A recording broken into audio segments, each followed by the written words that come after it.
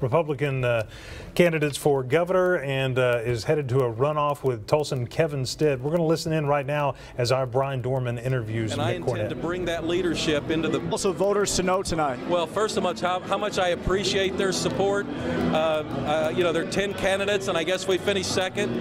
I don't like to finish second in anything, but I understand relatively we did really, really well, and I hope I can earn the support of the rest of the state's been dividing up urban versus rural and Oklahoma City versus Tulsa, and Republicans versus Democrats. This state has to come together. We have to be one Oklahoma, and we can outcompete any state nearby if we stick together and join together, and I think I can be the leader that brings. Well, that's a pretty clear hesitation from the voters. Well, you're listening to Mick Cornett, former mayor of Oklahoma City, about gaining 29% of the vote, the leading contender in the Republican primary to be Oklahoma's next governor. Drew Edmondson, by the way, won easily. As you can see there, the overall winner, but in a runoff again. So many runoffs we've been saying throughout the evening, but Hunter gaining 44% of the vote compared to Tulsan Gettner Drummond's 39%. A very News on 6's Megan Farley, who is with Mike Hunter tonight. Megan?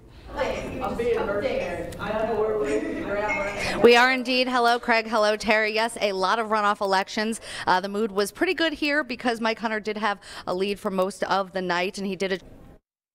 I cannot thank you enough for all that you've done to get us where we are today, which is having somebody show up the week of filing and dump $1.4 million of their own money into the race and attempt to buy it. Well, let me tell you, this August for that runoff between Hunter and Drummond. Live on the scene on the story in Oklahoma City, Megan Farley, News on 6. Gettner Drummond held his watch party in Tulsa tonight. Let's go. Seen that dispute through advertising from both of them. Tonight, Drummond says he's grateful. You know, I've never run for office before, so I really didn't have an expectation. I'm encouraged that so many people in Oklahoma have supported my candidacy.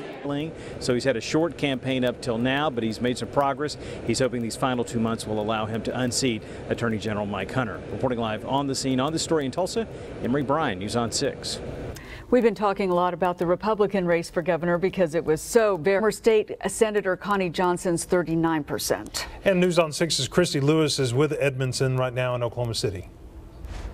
A lot of excitement in the room here at Embassy Suites at the watch party for Drew Edmondson as he secures the Democratic nomination for governor. He just took the stage a few moments ago thanking his family. I've been in the classroom. I was proud to walk with them when they came to the Capitol talking about doing something right for education, and I'm proud that they're walking with me here tonight. And Edmondson reminded everyone here tonight that this is not over. He says, in fact, it's not even over in November. He says it's so tight, and political newcomer and Tulsa businessman Kevin Stitt is going to be taking on former Oklahoma City Mayor Mick Cornett in that runoff in August. Boy, it was just back and forth all in August.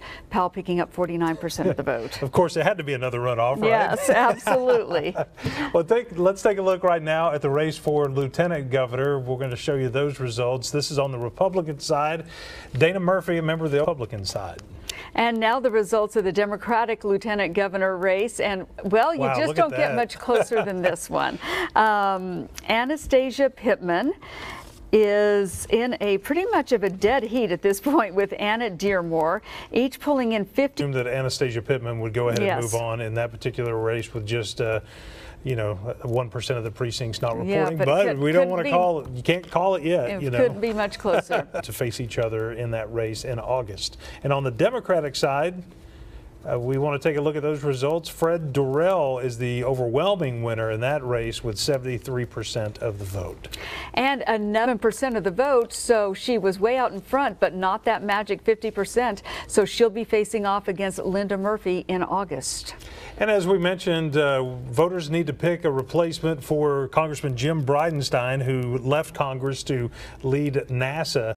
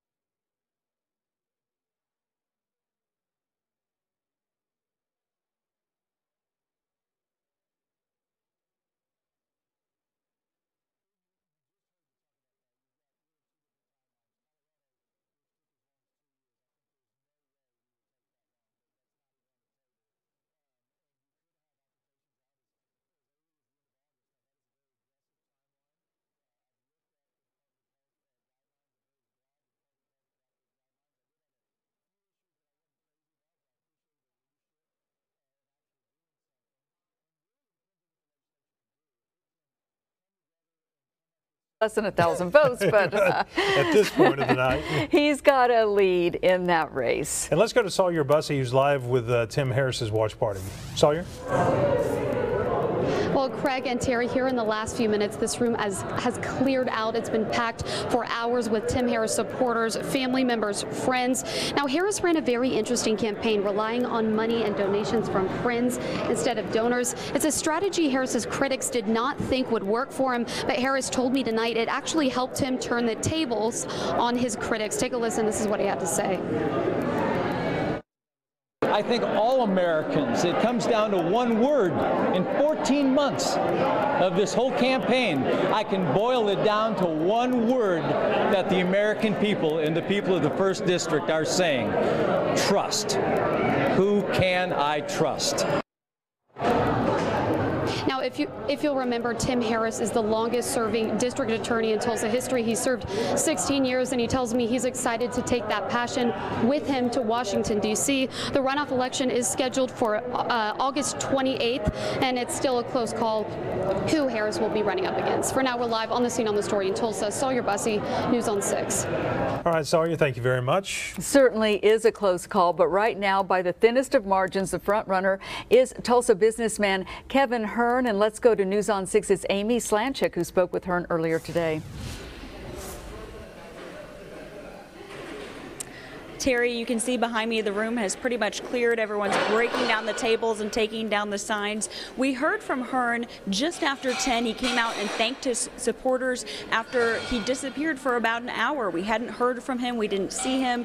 His campaign manager said those numbers were just simply too close to come out and talk to us. But when I talked to him at 8:30, I asked him, are you surprised by Tim Harris's lead? And he said you just can't deny that name recognition from his time with the DA's office. So when Kevin Hearne came out to thank his supporters, he also thanked his wife, and he said, we knew there was no way to win this race outright. We knew there would be a runoff. He told the crowd that he is humbled to be a part of that runoff. Keep in mind that Kevin Hearne has not only never held a political office, but he's also never run for a political office. So he is definitely an outsider, and says he's humbled to be a part of that runoff. He told his supporters to get some rest tonight and go ahead and come back out tomorrow for that fight against Tim Harris. Reporting live on the scene on the story in Tulsa, Amy Slanchik, News on 6. And we want to get right to the results on the Democratic side of this race here tonight. Tim Gilpin, 35% of the vote, and Amanda Douglas at 32%. So they are headed to a runoff election in August. And we want to take a look at races in some of the other U.S. House districts in Oklahoma. In the 2nd Congressional District, Markwayne Mullen will not be in a runoff election. He picked up 54% of the vote tonight. All right, next we are going to take a look at District 2, the U.S. House race. In that particular race, Jason Nichols and Clay Padgett will go to a runoff in August.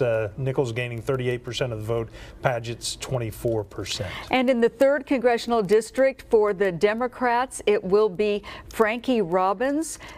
He defeated Murray Mark Thibodeau rather easily tonight, 65 to 35%. He will go on to face incumbent Republican Frank Lucas. We have much more team coverage from across the state coming up, so stay with us.